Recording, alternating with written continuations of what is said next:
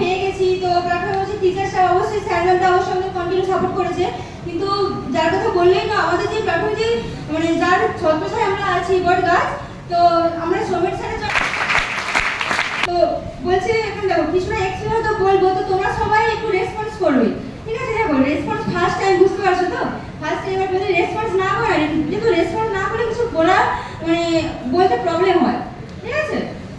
তো আজকে এসেছি ট্রেনিং এ, তো কেউ একজন বলবে যে এটা কি ট্রেনিং এ এসেছি? বলো।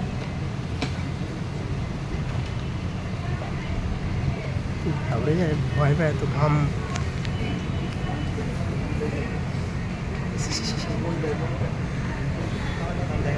ঘেমে ভূত হয়েছে নিশ্চিতপুরের ছেলেটা। কেউ বসে আছে নাকি?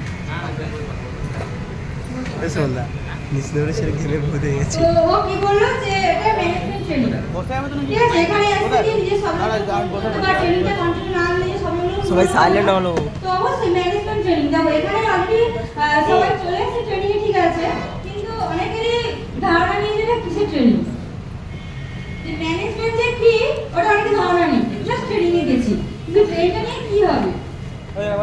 দেখো ট্রেনিংটা নিলে অবশ্যই আমাদের নিজেকে তো চেঞ্জ করতে তো অবশ্যই পারবো, নিজের ভুলগুলোকে আগে শোধরাই, তাহলে অবশ্যই যে এত বড় স্যারদের মতো ম্যামের মতো আমরা হতে পারবো না, তাই না? তো আমাদের কন্টিনিউ ট্রেনিং